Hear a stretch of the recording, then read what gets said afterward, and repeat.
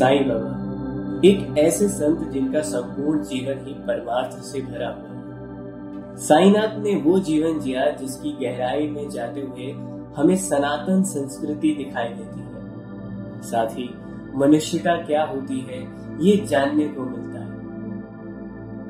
वैसे संतों की लीलाओं को समझना आसान नहीं है, फिर भी बाबा के प्रत्येक कार्य के पीछे कोई ना कोई कारण जरूर होता है। ऐसा ही एक कारण बाबा के भिक्षा मांगने के पीछे भी है। अगर आप बाबा के भिक्षा मांगने के पीछे के मर्म को समझना चाहते हैं तो श्री साई सच्चरित के अध्याय 9 को पढ़ें या इस वीडियो को देखें जो चैनल पर उपलब्ध है। अभी हम उन 5 घरों के बारे में बात करेंगे जहां से साईं बाबा रोजाना भिक्षा मांगा करते थे। साईं बाबा के विषय में आज जो भी जानकारियां उपलब्ध है उनमें से ज्यादातर सन 1900 के बाद की है, यानी महज 18 सालों की। तो वो 18 साल बाबा रोजाना सुबह 8-9 बजे के बाद भिक्षा लेने जाया करते थे और दोपहर से पहले लौट आया करते थे। ये तस्वीर आज की द्वारका माई की है। साईं बाबा अपनी इस द्वारका माई से निकलते और बाएं हाथ यानी लेफ्ट की ओर मुड़कर सीधे जाते थे। सीधे चलते हुए वो चावड़ी के सामने से गुजरते और फिर सखाराम शेलके के घर पहुंचते। ये वो पहला घर था जहां से बाबा भिक्षा मांगा करते थे। यहाँ से बाबा अपने एक और भक्त वामन राव गोंदकर के घर से भी भिक्षा लेते थे। क्योंकि सखाराम शेलके का घर और वामन राव गोंदकर का घर आमने सामने हुआ करता था। साईं बाबा इन दोनों घरों के बीच की सड़क पर खड़े होते और अधिकारपूर्ण आवाज देते, सखाराम रोटी दे। ये तस्वीर जो आप देख रहे हैं ये उसी सड़क पर ली गई थी। आज की शिरडी में सखाराम शेलके और वामन राव गोंदकर का घर दिखाई नहीं देता। अगर आज हम चावड़ी के बाएं ओर देखें तो हमें ये बिल्डिंग दिखाई देगी। यही वो स्थान है जहां सखाराम शेलके का घर हुआ करता था। इसकी दाईं ओर हमें ये दुकान दिखाई देती है। इस स्थान पर वामन राव गोंदकर का घर हुआ करता था। इन घरों से भिक्षा लेने के बाद साईं बाबा आगे बढ़ते और बयाजी अप्पा कूते पाटिल के घर जाते। बयाजी 11 साल की उम्र से ही साईं बाबा की सेवा में लग गए थे। बाबा भी उनसे बहुत प्रेम किया करते थे और खेती के लिए अलग अलग फसल बोने की सलाह देते। जब जब बयाजी ने साईं बाबा की आज्ञा मानकर फसल बोई तब तक उन्हें खेती में लाभ हुआ और ऐसा ना करने पर उन्हें नुकसान उठाना पड़ा। आज बयाजी का घर इस तरह दिखाई देता है। उनकी चौखट पर स्वयं सद्गुरु साईनाथ आकर भिक्षा मांगा करते थे। इसलिए उनके परिवार ने अपने घर के बाहर साईं बाबा की पादुका स्थापित की है ताकि हम जैसे साईं भक्त बाबा की भिक्षा लीला को बार बार स्मरण करते रहें।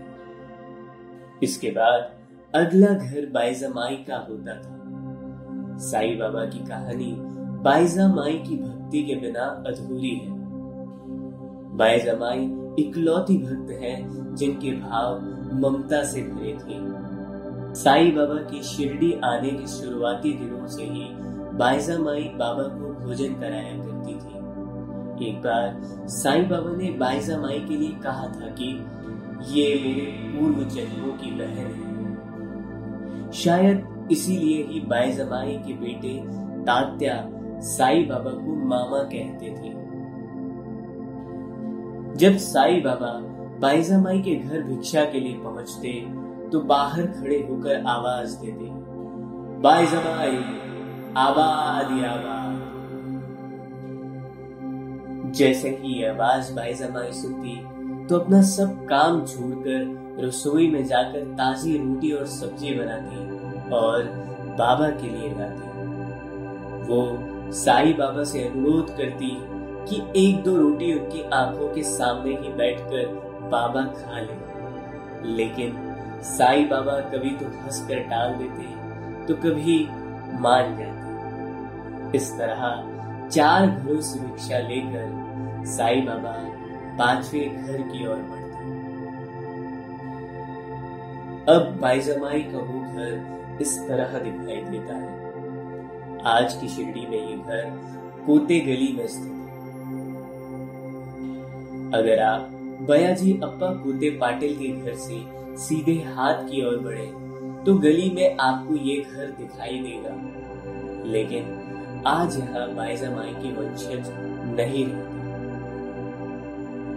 साईं बाबा की भिक्षा लीला में 5वां और अंतिम घर नंदराम मारवाड़ी का था। वैसे तो ये घर द्वारकामाई के सबसे करीब स्थित था, लेकिन बाबा यहाँ सबसे आखिर में जाया करते थे। नंदराम मारवाड़ी बचपन से ही बाबा से जुड़ गए थे। नंदराम और उनकी पत्नी राधाबाई दोनों का साईं पर पूर्ण विश्वास था। राधाबाई को बाबा प्रेम पूर्वक भोपड़ी बाई कहा करते थे। जब साईं बाबा नंदराम के घर पहुंचते तो बाहर खड़े होकर राधाबाई को आवाज लगाते, ओ भोपड़ी बाई भिक्षा दे। कभी कभी बाबा राधाबाई को पूरन पोली खिलाने के लिए भी कहते थे। हर साल दीपावली पर राधाबाई साईं बाबा को कफनी यानी लंबा कुर्ता सिलवा कर देती थी, जिसे साईं बाबा बड़े आनंद से पहनते थे। आज की शिरडी में नंदराम मारवाड़ी का घर द्वारकामाई के सामने वाली पट्टी पर बाईं ओर स्थित है। आज यहाँ हमें दुकान दिखाई देती है जिस पर लिखा है कि साईं बाबा यहाँ प्रतिदिन भिक्षा मांगने आते थे। साईं बाबा की ये ओरिजिनल फोटो भिक्षा लेने जाते समय खींची गई थी। बाबा के एक हाथ में टमरेल है। टमरेल एक पानी के जग की तरह बर्तन होता है जो भिक्षा के दौरान साईं बाबा हमेशा अपने हाथ में रखते थे। इस टमरेल में बाबा भिक्षा में मिला गीला भोजन जैसे रसेदार सब्जी, छाछ, दाल आदि रखते थे।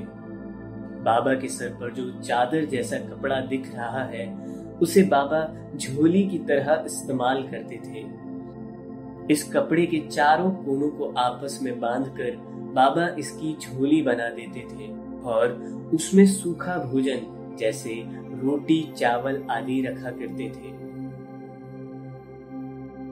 इसके बाद साईं बाबा भिक्षा में मिले दाल, चावल, भाकरी, सब्जी, छाछ आदि पूरे भोजन को एक साथ मिला दिया करते थे और गाय, कुत्ते, चींटी और भिन्न पशु पक्षियों को खिलाते थे। ऐसा वो रोजाना करते थे। भिक्षा में मिले भोजन में से वो सिर्फ 1 या 1.5 रोटी ही खाते थे, बाकी बांट देते थे। उनके भिक्षा पात्र में से कोई भी भोजन ले सकता था।